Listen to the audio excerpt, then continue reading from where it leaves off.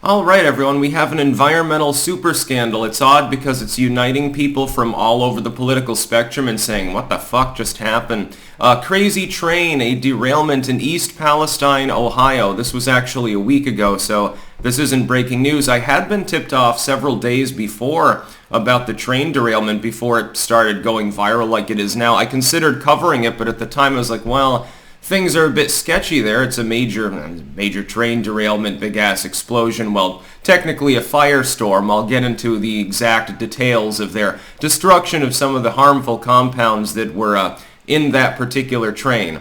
There were a lot of them. The EPA, by the way, now has to weigh in. When the EPA are acting as the good guys and weighing in and sending a letter and saying, hey, we found additional chemicals there and some of them are highly carcinogenic and concerning, and so basically this town is kaput, just to be clear. When the EPA are the ones that are actually acting with proper decorum, don't you think that you've screwed the pooch a little bit? So what happened is, again, about a week ago, a train derailed carrying a large amount of hazardous substances, specifically vinyl chloride, which, when it is combusted, releases phosphine. By the way, you can look that up for yourself, phosphine, if you want to go down that rabbit hole. They claim that the air quality there's fine. They tested the water's fine. Everyone go back to your homes. Yeah, you might want to clean off some surfaces here and there, but don't worry, everyone. Go home. Everything's fine. Yeah, we had to evacuate you to several miles out when we were doing this, but a couple days later, you've got the go-ahead. It's all perfectly fine now. It looks like the local government and the state government, let's face it, is working with Norfolk Southern. That's the company that's running this particular train line, as part of a massive cover-up here. They arrested briefly one journalist who was actually covering the situation. There have been reports of harassment of people that are simply trying to record, crews that are working and stuff, that is threatening them to have them detained by the National Guard. There were several claims of that in several threads on Twitter. I believe them. You've got footage of fish die-offs, dying or dead animals, people's chickens, their pets dying. It looks like, locally speaking, there's not a lot left alive, actually. But keep in mind the water is perfectly safe to drink. They tested it and found that there were only trace levels of these chemicals in them. Not enough to be above legal limits, as though the legal limits make any sense. So now we're finding out, we found out several things. The train derails. They had to blow holes in the side of the actual cars that were carrying the vinyl chloride, rather, in order to drain it out. They dug a trench next to the derailed train.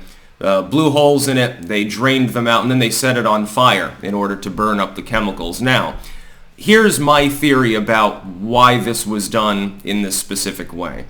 I think that they did not have proper resources, neither Norfolk Southern nor the state government, in place to deal with the situation in any other manner without the risk of a runaway thermal reaction causing all of those cars to explode. Now, you've got two choices.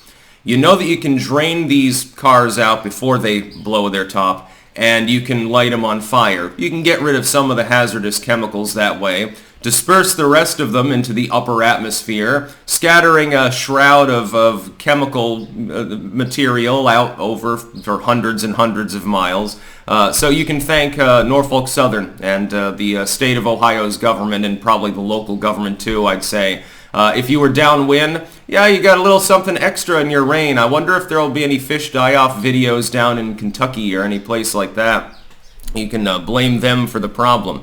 That was choice number one. Choice number two was that at least locally, the whole area would have been a steaming heap of horse shit, because the tanks would have blown up like a goddamn atom bomb, potentially, and then the entire area would be irrevocably contaminated for a very long time. Right now you're looking at decontaminating the trench area and the soil surrounding it. The alternative was somehow worse.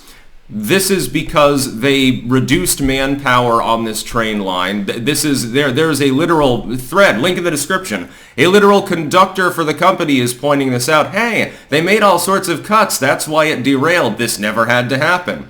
We weren't maintaining the line properly. There weren't enough people. The conductor was overtired and sped around a corner by 5 miles per hour too much, and the rest is history. If I were living in that area, and it's being openly suggested by people, by the way. I would immediately get a physical so that the doctor can proclaim for the world to see, hey, you don't have cancer, you don't have precancerous polyps, you don't have some sort of respiratory issue, because I have a sneaking suspicion. Here's what commences thereafter. Whenever there's a major environmental disaster like this, it's always covered up, and then later they belatedly say, oh yeah, it caused a bunch of cancer clusters in kids. Yeah, we're sorry the leukemia rate went up 500% downwind of this explosion. They're going to have to shell out, and they know that, but they're trying to kick the can. They did this, by the way, with 9/11. You'll remember that on 9/11, it was declared perfectly safe for first responders, etc., to be in the area sorting through the debris, sometimes without proper respiratory gear. It was considered perfectly safe for people living in the general area, as long as there were no structural damage to their buildings, to remain there. They didn't need to go on holiday while the clouds settled or anything like that. Just don't worry too much. You know, just close the window and turn the air conditioner on. Well, it was in September, so no need for that in New York City on the average September day. But close your window. Don't mind the dust. It'll go away eventually. This is a good time to invest in a good dust mop. Try the new Swiffer 5000. This was how they reacted to it. Now we've got thousands and thousands of cases of people getting sick. Agent Orange. People exposed to that, that caused no problems.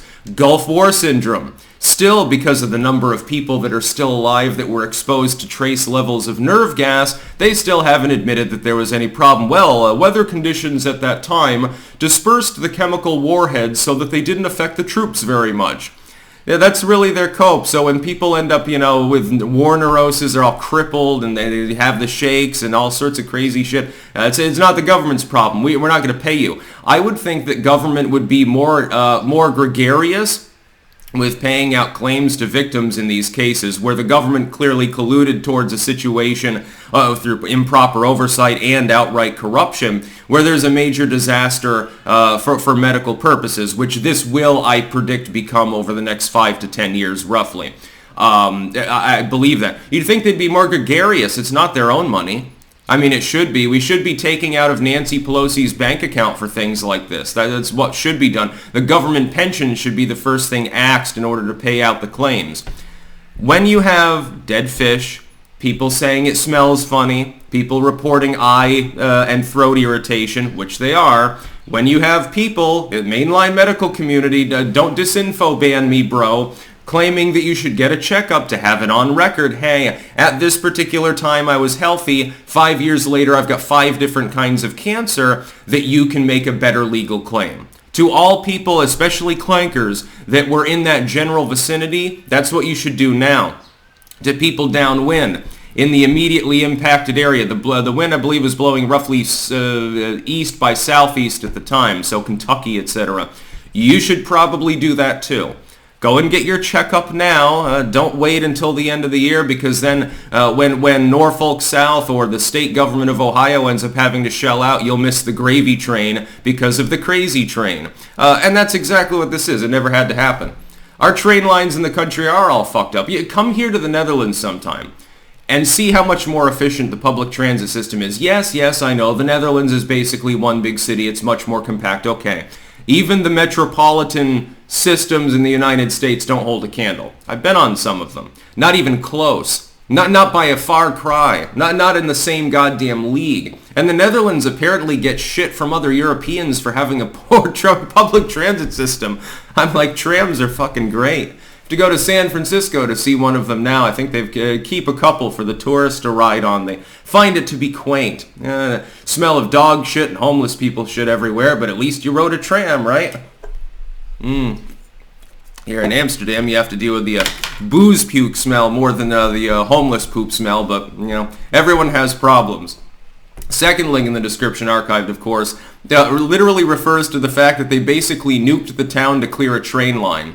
Basically, the premise put forward by them for economic purposes, other than avoiding, a larger catastrophe when the tanks blow up anyway, the idea was, hey, if we trench it out, drain the chemical, burn it off, a few days later everything's perfectly fine because all of those chemicals have gone up into the air, and so the local area is not as contaminated. We can just rebuild the ruined train line, clear the debris. I'm sure that the people responding to that probably wore hazmat suits, by the way, to show how safe these chemicals are. They full protective gear with a ventilator hood and everything else. Fucking Geiger counters probably too. Hey, maybe they were carrying an extra payload and that's the reason why they reacted the way they did.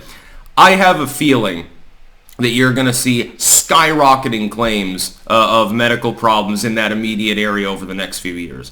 Downwind, you will see a spike as well. It'd be interesting to have a full geographical map for cancer, because some of these compounds that the EPA found there are different from the vinyl chloride. There's isobuterol, I think it's isobutylene, I believe it's called, which is also carcinogenic, among other chemicals that were found. This is a major disaster, and originally it wasn't getting much press. It was local and state news, basically.